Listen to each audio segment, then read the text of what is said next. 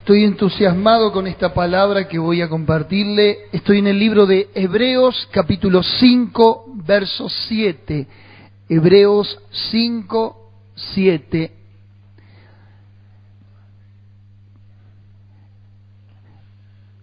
El título de mi mensaje hoy es El temor de Dios.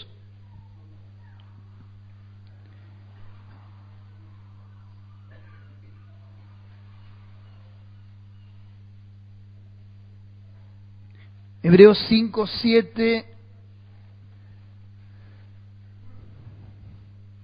dice de esta manera: y Cristo, en los días de su carne, ofreciendo ruegos y súplicas con gran clamor y lágrimas al que le podía librar de la muerte, fue oído a causa de su temor reverente. Quiero leerlo una vez más. Y Cristo en los días de su carne, entiéndase en los días de su humanidad, ofreciendo ruegos y súplicas con gran clamor y lágrimas al que le podía librar de la muerte, fue oído a causa de su temor reverente.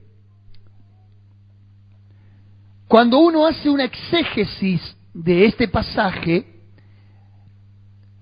quiero explicar lo que es una exégesis, si hay alguien que no puede definir esta palabra, este término. Hacer una exégesis de un pasaje de la Biblia representa, para ponerlo en términos bien domésticos, bien sencillos, ¿vio cuando usted se pasa el peine fino? ¿Le pasa el peine fino a los chicos? ¿Cuánto le pasaron el peine fino alguna vez? ¿Cuánto lo hacen diariamente? A causa de lo que usted ya sabe, no es necesario que entre en detalles. Bueno, cuando uno pasa el peine fino, eso saca todo lo que pueda haber, ¿verdad que sí?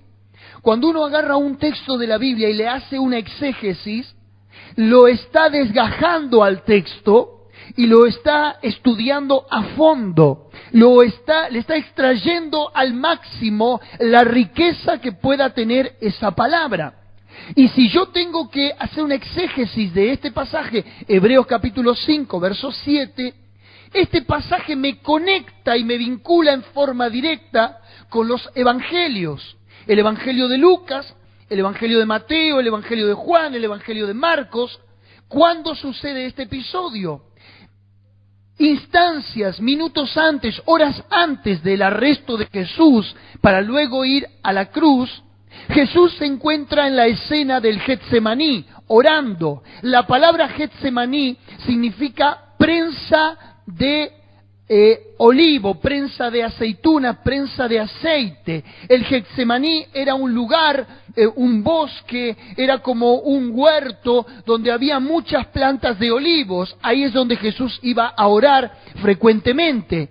Y Getsemaní se llamaba justamente porque se cree que algunos que plantaban allí este árbol iban y con unas prensas extraían el aceite. Qué casualidad que justamente es en el entorno de la oración, es en la intimidad con el Padre, es donde Jesús, por alguna forma alegórica de expresarlo, es donde Él exprime a fondo su alma, su corazón, es donde Él se deja tratar por Dios, es donde fue una verdadera prensa para mortificar el carácter, la humanidad de Cristo, para que luego ese aceite precioso de la unción pudiera romper el yugo de nuestra esclavitud con el pecado. ¿Cuántos celebran esta palabra? Ahora, qué interesante que cuando Jesús ora en el Getsemaní, Él es 100% hombre. Él se había despojado de su divinidad. Pero no podemos disociar la persona de Cristo, del ungido, del Dios hecho carne, y tenemos que reconocer que también Jesús era Dios. Ahora mire usted cómo el mismo Hijo, siendo Dios también, y en reverencia al Padre, según la terminología judía, dice que Jesús apoya su frente en tierra y se humilla ante el Padre a orar, porque la angustia se había apoderado de Jesús por el hecho de que tenía que enfrentar la muerte. Y dice que en la oración explícita que emite en el Getsemaní, él le dice a Dios: Padre, si quieres, pasa de mí esta copa. El trago era verdaderamente amargo para beberlo, y seguramente usted y yo, al enfrentar un episodio de terror, de angustia, de agonía frente a la muerte, cualquiera podría, Señor, decirle: no quiero atravesar por este momento, no quiero atravesar por este temor a lo desconocido como es la muerte, a la incertidumbre que ésta representa. Y ahí Jesús está debatiendo entre su carnalidad y hacer la voluntad de Dios. Y qué bueno es hacer una nota al margen bajo esta expresión que estoy detallando y saber que muchas veces hay oraciones que Dios no va a responder porque no quiere que sea como nosotros queremos, sino como sea la voluntad de Él, por siempre soberano. ¿Cuántos dicen amén? Hay oraciones, hermanos queridos, que usted en la angustia de la crisis, de la aflicción va a hacer, y que el Padre va a decir: no, a esta copa hay que beberla, a este trago amargo hay que digerirlo, hay que pasar por este proceso, porque después de un proceso de prueba, después de un proceso de aflicción, después de un proceso de muerte, hablando alegóricamente, viene la resurrección gloriosa de los hijos de Dios. Tocarle al lado y decirle: aunque estés muriendo bajo la presión de la crisis, viene el día en que vas a resucitar con Cristo Jesús, viene el día de victoria, la noche se terminará y saldrá de nuevo el sol de justicia en la mañana de tus días. Decíselo. Ahora, qué interesante, Jesús le dice: Padre, pasa de mí esta copa, pero no sea como yo quiero, sino que se haga tu voluntad. ¿Está dispuesto a decirle al Señor: Señor, que se haga como vos querés? ¿Seguro? Dígale: Señor, que sea como vos querés. No importa. Se haga tu voluntad, que es lo que interesa. Ahora, me llamó poderosamente la atención, esto es un agregado al margen, lo que acabo de decir, me llamó la atención que cuando Jesús ora, dice que fue oído a causa de ¿qué? De su temor reverente. Me llamó tremendamente la atención este pasaje y digo: ¿cómo es que Jesús, teniendo una relación directa con el Padre, siendo el tercer, o el segundo, o el tercer, o uno de los miembros de la Trinidad, con la vinculación que tenía con el Espíritu Santo, con la confianza que él podía dirigirse al Padre para pedir legiones de ángeles que lo defendieran, con aquella relación en la cual el Padre, cuando se sumergió en las aguas del bautismo, le dijo desde el cielo: tú eres mi Hijo amado en quien tengo complacencia. Todo el Antiguo Testamento, más de 1500 años, se habló de la venida de Cristo. Cristo era la palabra en el Antiguo Testamento y Cristo encarnó la palabra en el Nuevo Testamento. Una relación y una vinculación extraordinaria, una confianza de padre a hijo, de hijo a padre. Sin embargo, dice que cuando Jesús tenía que referirse a Dios, se refirió con un temor reverente. Frente a esta palabra, yo examiné mi corazón, mi alma, mi vida, y digo: Señor, si Jesús se dirigía a tu persona, a tu presencia, con un temor reverente, ¿qué me queda a mí? Y frente a este análisis también no tengo que dejar de mencionar la iglesia. Señor, ¿cómo nos estamos dirigiendo como iglesia cuando nos dirigimos a ti? Cuando clamamos a ti, cuando pretendemos ser oídos. ¿Existe hoy ese temor reverente que hace que nuestra oración pueda ser oída en los cielos? ¿Existe en nuestra vida cristiana el temor reverente que hará que nuestra oración sea un eco, que los ángeles lleven al mismo trono de la gracia para que Dios responda a nuestras peticiones? ¿Cómo está tu vida, tu intimidad, tu relación con Dios? ¿Es Dios, ese Dios de esos 5 minutos antes de salir de casa, que me echo una oración, échame una bendición, me leo algún que otro pasaje bíblico y salgo? ¿O realmente me tomo el tiempo, la intimidad, el espacio en donde soy capaz de apagar cualquier elemento electrónico, enajenarme del medio ambiente que me rodea, decir que no a las relaciones muchas veces, decir que no a las amistades muchas veces, porque tengo que estar con Dios. ¿Cómo es tu temor reverente en cuanto al Señor? ¿Cómo es tu relación con Él? ¿Cómo está la iglesia en función a este tema, el temor de Dios?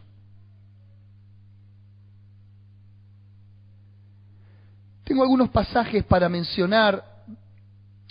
Deuteronomio capítulo 6, verso 13 dice: a Jehová tu Dios temerás y a Él solo servirás y por su nombre jurarás.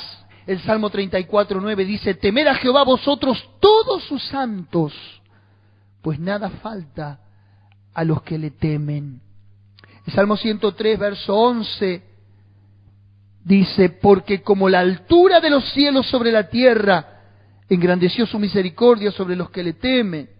Eclesiastés capítulo 12, verso 13 dice: el fin de todo el discurso oído es este: teme a Dios y guarda sus mandamientos, porque este es el todo del hombre.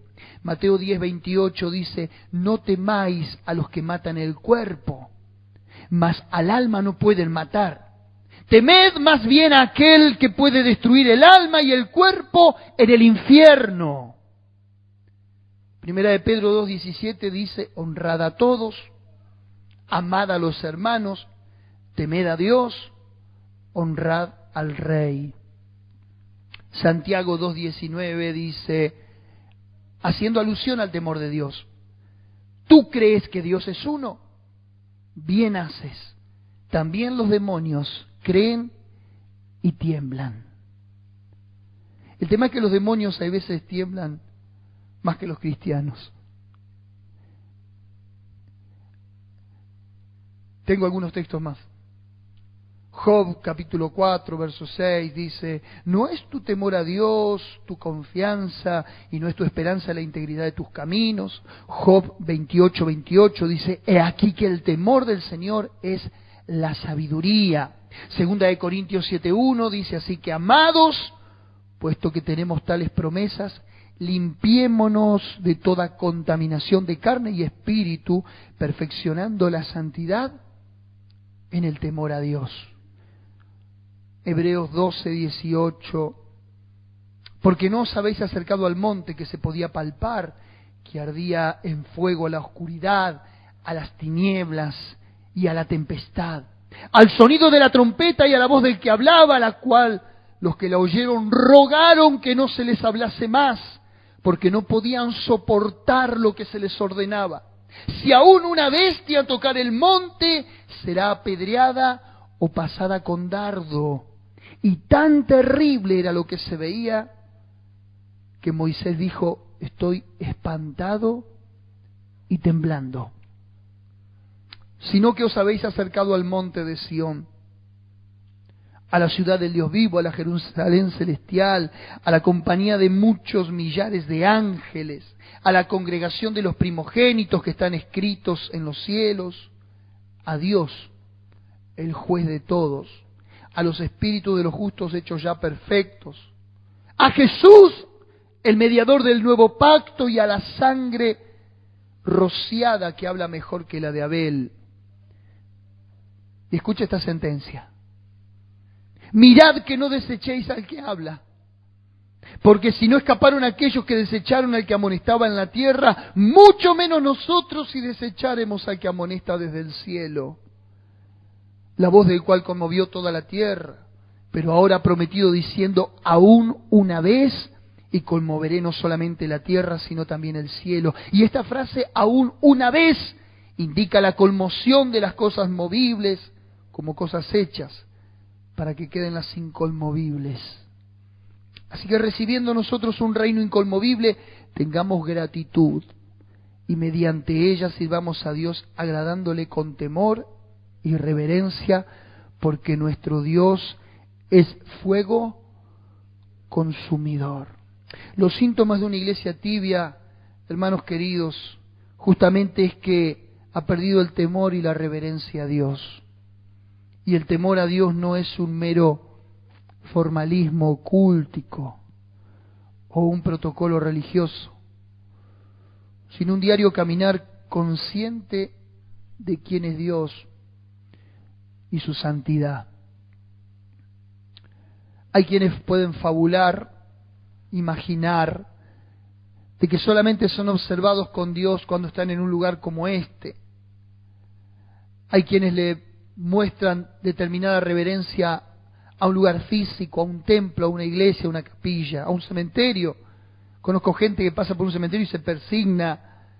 Quiero decirle que uno tiene que ser consciente en su diario vivir, las 24 horas, de que los ojos de Dios recorren toda la tierra. El temor a Dios, la reverencia a Dios, es ese respeto, no ese temor a Dios en lo cual la palabra griega phobos describe como un temor en el cual tememos la ira de un Dios tirano, despiadado, dispuesto a castigarnos en cualquier momento. No estoy hablando de ese temor, sino de la reverencia que su santidad implica. El día que estemos delante de la presencia de Dios, creo que cada uno de nosotros, al ser desnudados en nuestro interior, creo que los ojos penetrantes del Señor, que son como llama de fuego, penetrarán hasta lo profundo de nuestra alma para discernir los más íntimos pensamientos, deseos o secretos guardados que tengamos en el corazón. Cuando allí todas las cosas queden desnudas y descubiertas ante aquel que tenemos que dar cuenta, nos daremos cuenta recién ahí de la majestad y de la grandeza del Señor. Nuestro vocabulario, nuestro abecedario es tan corto para describir lo que puede representar estar en pie delante de Dios. Pero hoy aquí teniendo su palabra, hoy aquí teniendo la historia escrita, de este lado de la historia, sabiendo lo que vivieron los hombres de Dios, en qué circunstancia los hombres de Dios pudieron experimentar la santidad, el poder, la soberanía, la omnisciencia de Dios, recién ahí nos podemos dar cuenta cuánto es el temor a Dios que tenemos que conllevar con nosotros mismos. Primera de Reyes 19:13 dice: cuando lo oyó Elías, cubrió su rostro con su manto y salió y se puso a la puerta de la cueva. Y he aquí vino a él una voz diciendo: ¿qué haces aquí, Elías? Un absurdo, querer esconderse de Dios en una cueva, querer huir de Dios. Pero cuando tuvo que salir a la puerta de la cueva porque la voz divina lo estaba llamando, lo estaba citando, dice que frente a ese silbo delicado y apacible, no estoy hablando ni del trueno, de la tempestad que rompía las peñas, el silbo delicado y apacible hizo que aquel profeta tuviera que cubrirse su rostro con el manto, porque temía ver a Dios cara a cara. Hermanos queridos, la iglesia necesita recuperar ese temor, la iglesia necesita recuperar esa reverencia. Y no estoy hablando de un legalismo, no estoy hablando de una religión fría, muerta, estoy hablando de una relación como la que tenía Jesús con el Padre. Fue oído a causa de su temor reverente. El ser oído no significa que haya sido respondido a su petición. Decirle al de al lado, por favor, esto, aclaráselo bien. Que Dios te oiga no significa que Dios te responda positivamente. O que Dios no te responda positivamente no significa que Dios no te escuchó. Dios no me escucha. Sí te escucha. Lo que Dios no hace es responderte a tu petición en todo caso, porque Dios sabrá el por qué no viene la respuesta. ¿Está entendiendo? Pero tu oración es oída en los cielos, como la fue la de Jesús. Pero aquí yo me estoy enfocando en otro, me estoy parando en otras arenas, en cómo te paras vos delante de Dios. Como le dije, pasé un peine fino al primer texto que leímos acerca del temor reverente del Señor. Y en mi exégesis dice que cuando se usa en el Nuevo Testamento ese término, su temor reverente, es una palabra traducida, pero que aparece únicamente en esta epístola en forma explícita. Hace improbable que sea el temor a la muerte lo que se está refiriendo. No es que Jesús estaba teniendo temor a la muerte en sí, sino que estaba temiendo a la oración que le estaba haciendo al Padre. Y por lo dicho antes, lo que quiere significar más bien es una devoción y una sumisión a la voluntad de Dios.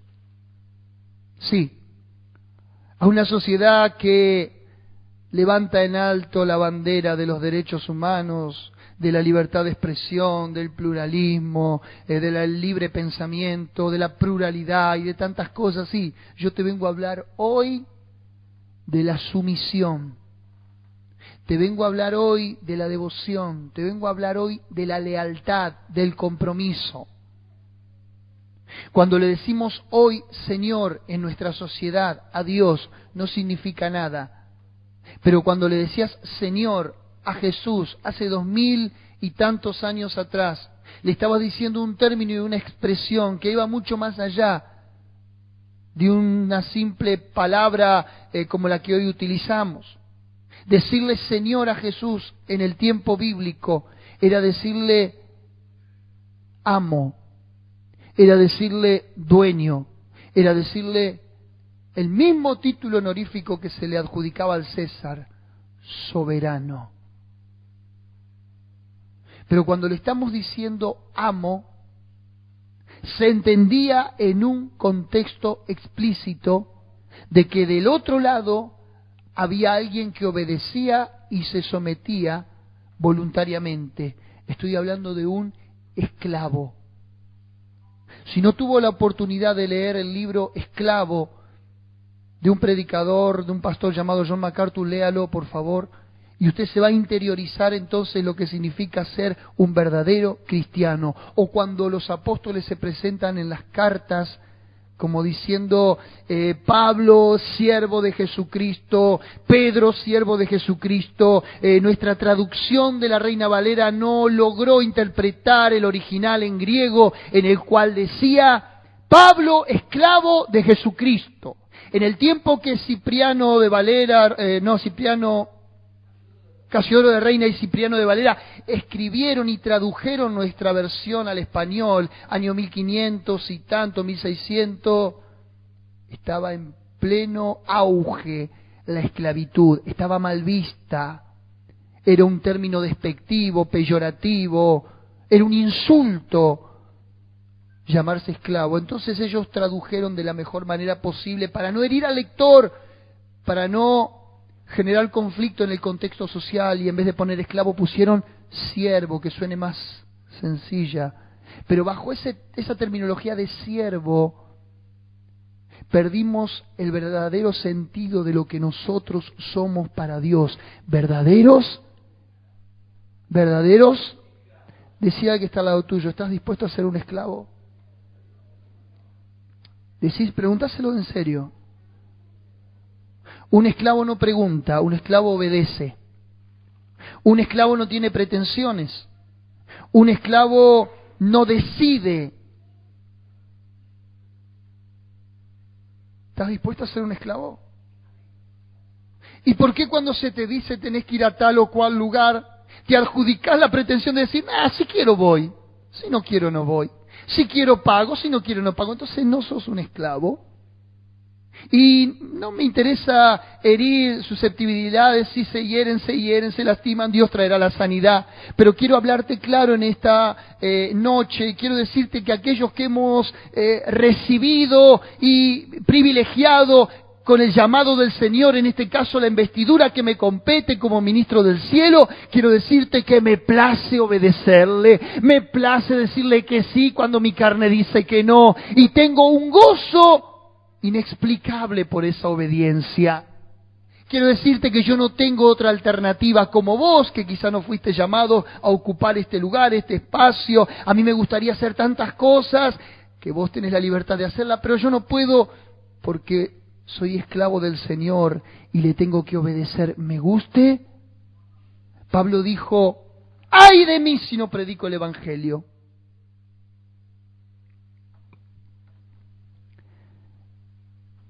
Es que aquellos que se alinean y se ponen en las filas del Evangelio,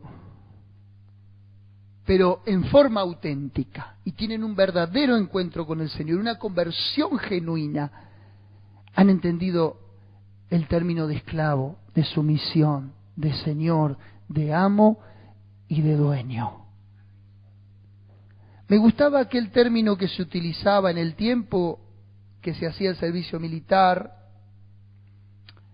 en el que alguien se lo denominaba estar bajo bandera. ¿Cuántos se acuerdan eso?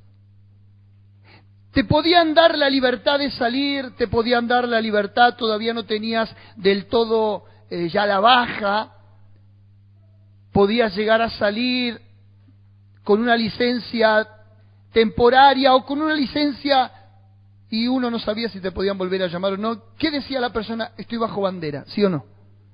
Estoy a las órdenes de que me llamen, de que me convoquen, de que nuevamente me vuelvan a reclutar. Bueno, en el Evangelio estamos bajo bandera. Me encanta el oficio que se lleva y muy en alto, hablo en cuanto a dignidad, el bombero, que realmente es una persona que está al servicio de la comunidad, está al servicio de la patria, por decirlo de algún modo, está al servicio de la sociedad. Voluntariamente deja su trabajo, deja su familia y expone al peligro constante su vida. No tiene día, no tiene horario, no tiene fecha, no tiene fiesta, no tiene aniversario. Él está por un cumplimiento voluntario, ¿verdad que sí? Ese es el espíritu que predomina en el Evangelio. Ese es el espíritu que nos convoca a aquellos que tenemos un compromiso con Dios. Porque entonces, si no, no hay un compromiso con Dios. ¿Está entendiendo? Cuando Jesús dijo, el que quiere venir en pos de mí, tome su cruz y sígame, Él está haciendo una invitación. Pero Él no está prometiendo nada gratuito. Está diciendo el que quiere, decía al lado, el que quiere. Esto es voluntario. Él no obliga a nadie a llevar la cruz, pero el que quiere ser mi discípulo, tome su cruz y sígame. No se puede seguir a Cristo sin la cruz. No se puede disociar a Cristo de la cruz. No hay seguidores de Jesús que no tengan cruces para llevar. Charles Haddon Spurgeon, el predicador británico del siglo pasado, dijo, acá Jesús nos pidió que lleváramos cruces para en la eternidad poder llevar coronas. O quien no lleve cruces aquí abajo difícilmente pueda llevar coronas allí arriba. Ahora, cierro la idea del temor reverente. Es únicamente aquí aparece esa palabra, es interesante estudiar el idioma, el griego, en el que fue escrito la Biblia, porque hay palabras que aparecen en un lado y en otros no, y cuando aparecen en un lado aparecen en forma tan significativa y tan particular que merece la atención al menos estudiarla. Y dice que cuando aparece en la epístola uno tiene que remontarse a una designación veterotestamentaria. Mire qué palabrita hermosa, dígale al de al lado, veterotestamentaria. Significa del Antiguo Testamento.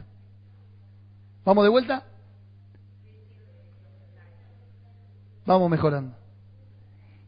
Y cuando uno se refiere a esta palabra, aparece en Génesis capítulo 31, verso 42, donde dice, si el Dios de mi padre, Dios de Abraham y temor de Isaac, no estuviera conmigo, de cierto me enviarías ahora con las manos vacías. Pero Dios vio mi aflicción y el trabajo de mis manos y te reprendió anoche. ¿Qué estaba diciendo aquí Jacob? El Dios de mi padre Abraham, el temor de Isaac. Se le adjudica a Dios este atributo, el temor de Isaac. ¿Cuál era el temor de Isaac? ¿Cuál era el temor de Isaac? Es como que aparece implícita la palabra, pero Hebreos capítulo 11, verso 7, también aparece a modo cortesano de reverencia. Y aquí hay un sustantivo que aparece en capítulo 11, verso 7 del libro de Hebreos, y su significado consecuentemente también se refiere a la reverencia hacia Dios. Una reverencia de elogio, una reverencia de prudencia. Fíjese lo que significa tener temor de Dios. 11:7 de Hebreos dice, por la fe Noé, cuando fue advertido por Dios acerca de cosas que aún no se veían, como por ejemplo llover del cielo a la tierra, nunca había llovido. Cosas que nunca vio, pero dice que con temor preparó el arca en que su casa se salvase, y por esa fe condenó al mundo y fue hecho heredero de la justicia que viene por la fe. Con temor preparó el arca. Es lo mismo que yo aquí, desde mi rol de predicador, te estoy advirtiendo de cosas futuras que van a acontecer. Habrá juicio sobre los pecadores, habrá cielo nuevo y tierra nueva, pero en este caso el cielo y la tierra que ahora convivimos será deshecha por fuego, para que las cosas movibles sean purificadas por fuego y queden las inconmovibles, como decía Hebreos. Pero con ese temor y esa fe a futuro, ¿qué hago? Preparo el arca, preparo mi familia, le predico a mi familia, a los míos, los adoctrino para que crean en Dios, para que caminen en el temor de Dios, para que no sean a futuro condenados. Es el mismo pasaje que también aparece en Lucas, capítulo 2, verso 25. El temor a Dios. He aquí había un hombre en Jerusalén llamado Simeón, y este hombre era justo y piadoso, que esperaba la consolación de Israel. Esa palabra piadoso se traduce también como temor a Dios. Vale decir que, ¿qué es ser o qué es tener temor de Dios? Ser una persona piadosa. Ahora, qué interesante que la palabra piedad en hebreo significa caminar con el rostro mirando hacia el suelo. Todo lo contrario a ser soberbio y levantar el rostro y caminar con el rostro así erguido. Interesante la palabra. En Hechos capítulo 8, verso 2, cierro la idea con esto. Hombres piadosos llevaron a enterrar a Esteban e hicieron gran llanto sobre él. Hombres piadosos, de nuevo. ¿Qué es el temor a Dios? Llevar una vida de piedad. Llevar una vida con el rostro inclinado, en reverencia a Dios. ¿Qué es lo que llevan los judíos tan estigmatizados aquí arriba en la cabeza? Ese elemento típico de su vestimenta, su cabeza cubierta, hasta ahí llegan ellos y de ahí para arriba es Dios. Cobertura del templo del Antiguo Testamento. Allí están bajo la protección divina del Rey de Reyes y del Señor de Señores. Y tanto otra simbología que tiene. En definitiva, ¿qué significa la kipa? que caminan bajo la cobertura, que caminan bajo el temor, que caminan bajo la gloria de Dios. ¿Cómo caminás la vida cristiana? ¿Cómo te dirigís a Dios? ¿Cómo llevas tu vida cristiana? ¿En forma piadosa, en forma de temor reverente, en forma de elogio, como un título de cortesano reivindicando a Dios? Filón, un filósofo judío, utiliza este término para hablar también del escrúpulo inicial de Eva al comer del árbol prohibido.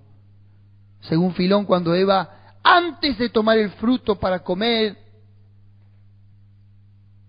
y caer en ese pecado que nos costó a toda la humanidad la condenación, dice que ella vio el fruto y lo consideró. Antes del pecado tuvo temor, o al menos, según Filón, tuvo un escrúpulo inicial. ¿Qué significará eso? Una circunspección, una cautela antes de dirigirse al pecado. Quiero decirte que al pecado no caes desbocado.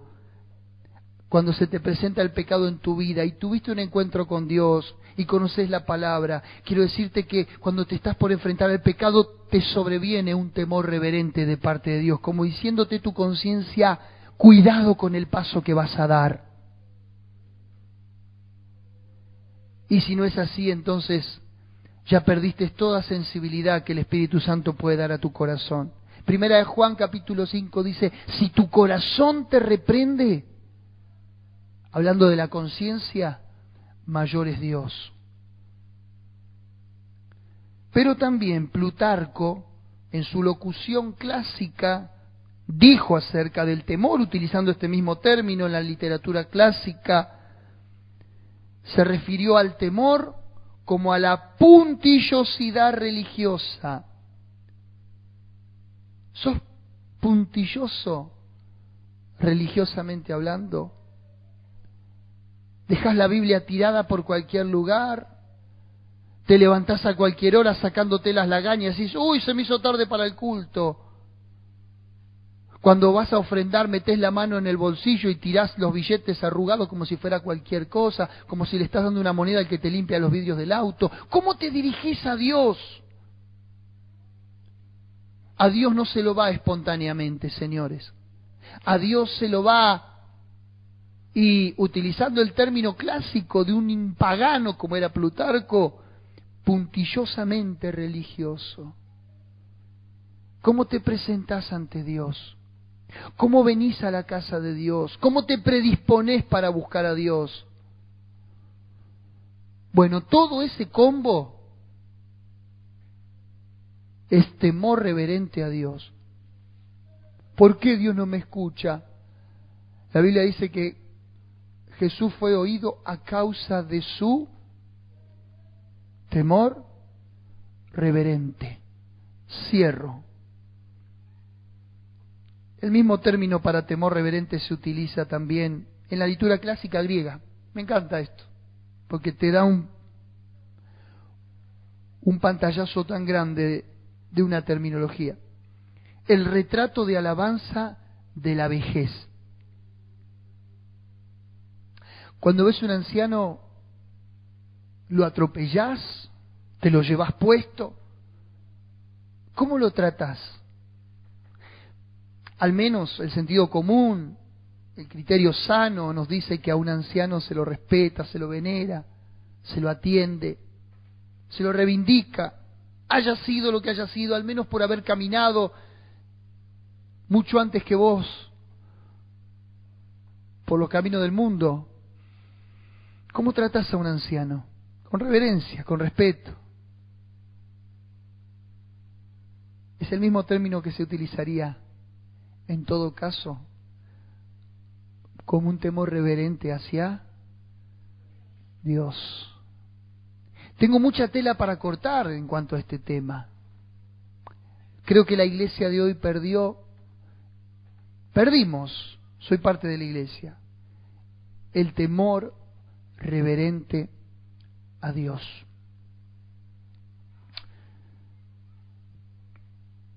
Podemos cerrar el mensaje, ¿sí? Cortamos la transmisión. quiero contarte algo. ¿Listo? Cuando nosotros éramos novios con mi esposa, me habían invitado un amigo a una iglesia pentecostal. Yo, por congraciarme con él, dije, qué bueno, somos hermanos en Cristo. No conocía mucho del Evangelio, pero para mí todas las iglesias eran iguales. Fuimos a una iglesia donde estaban todos orando, todos con las espalditas, todas las cabezas bajas así adentro de la silla. Había todos almohadoncitos en el piso, o sea que toda la gente entraba con mucho silencio, se ponían a orar hasta que empiece el culto. ¿Me sigue? El tema es que encaramos los dos para una fila así. Y un hombre nos dice, ch, ch, ch. No entendimos la consigna. Fuimos los dos para la otra fila, de vuelta. Bueno, nos fuimos para el otro lado, dijimos, ¿dónde nos tenemos que sentar? Hasta que el hombre encara y nos dice, el varón acá, la mujer acá. Así que nos separaron. En esa iglesia se sentaban los hombres de un lado y las mujeres de otro lado. ¿Qué hacía la diferencia? Hasta el día de hoy no sabe, no sé si Dios se manifestaba más de un lado que del otro, no sé cómo era la onda. Bueno, después siguió la reunión, todo bien, todo. Pero yo rescato de todo siempre lo bueno. No importa que queríamos sentarnos juntos ese día, éramos novios, ¿vio? Primero del lado de las mujeres, después del lado de los hombres, no importa. ¿Sabe lo que rescato? El temor reverente que había en ese lugar. No importa las formas, eso lo dejo de lado. No volaba una mosca, se escuchaba un murmullo de gente que estaba orando a Dios, un respeto, una reverencia, un clima de santidad que nunca más lo volví a ver en ninguna iglesia. Mire que los pentecostales son bochincheros, ¿cuánto consta de esto? Pero en ese momento, cuando buscaban a Dios, había un ambiente de gloria en ese lugar. ¿Cómo venimos a la casa del Señor? Una vez, no le miento, yo estaba predicando acá y había un joven atrás con esos celulares así grandotes jugando a los jueguitos. Y yo estaba predicando y yo de acá lo veía, que estaba con los celulares. Hasta se gesticulaba, como que había perdido la game over, ¿vio? Había perdido la partida. No sé si era el Candy Crush o qué era. A ver, amigo, estamos delante del Dios, el mismo Dios que Moisés dijo, estoy espantado y temblando. El mismo Dios y Padre que Jesús dice que fue oído a causa de su temor reverente.